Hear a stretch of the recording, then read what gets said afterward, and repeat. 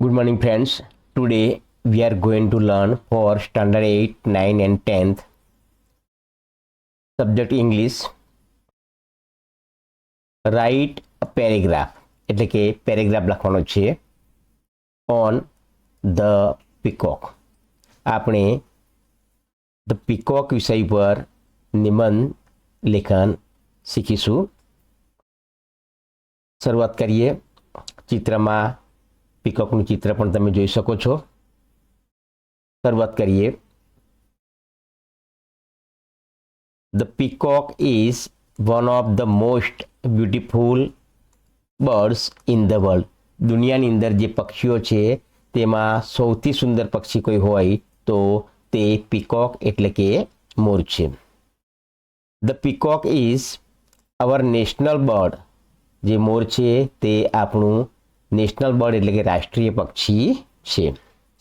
It's feathers એટલે કે તેના પીછા આર કલરફુલ એન્ડ શાઇની, એકદમ રંગબેરંગી અને શાઇની એટલે કે પ્રકાશિત છે મોરના પીછા. It has a crest on its head.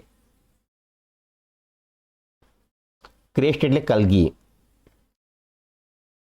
Peacock હોય તેના માથા ઉપર ક્રેસ્ટ એટલે કે કલગી હોય છે. It has a very charming walk. તેની જે ચાલ છે મોરની તે ખૂબ જ ચાર્મિંગ મનમોહક છે, મોહક ચાલ છે.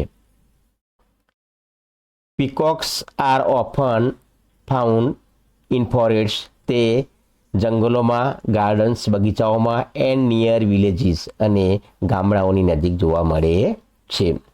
હવે તેના ખોરાક વિશે જોઈએ.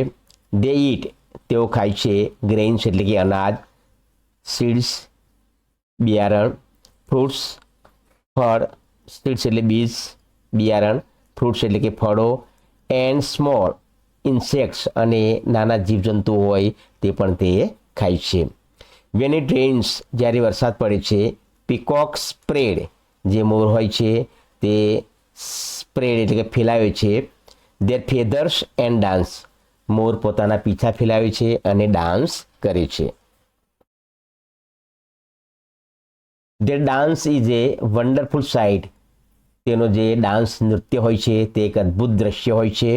And makes everyone happy. દરેકને ખુશ કરે છે. The peacock has a loud and clear voice. તેનો એકદમ ઊંચો અને ચોખ્ખો અવાજ હોય છે. People respect the peacock. લોકો મોરને રિસ્પેક્ટ આપે છે, માન આપે છે. બિકોઝ કારણ કે ઇટ ઇઝ અ સિમ્બોલ. તે પ્રતીક છે. Symbol of beauty. તે સુંદરતાનું પ્રતીક છે. And happiness. સુંદરતા અને સુખાકારીનું પ્રતીક છે. We should never harm. આપણે તેમને નુકસાન ન પહોંચાડવું જોઈએ. Harm them or destroy their homes. તેમના ઘરોનો નાશ પણ કરવો જોઈએ નહીં. ધ ફિમેલ પીકોક ઇઝ જે માદા મોર હોય છે ઇઝ કોલ્ડ પીહેન. પીહેન એટલે ઢેલ. જે માદા મોર હોય છે તેને પીહેન એટલે કે ઢેલ કહેવાય છે. ઇટ ડઝ નોટ હેવ જે ફિમેલ કે માદા મોર હોય છે તેને it does not have colourful feathers. તેને રંગબેરંગી મોટા હોય તેવા પીંછા હોતા નથી.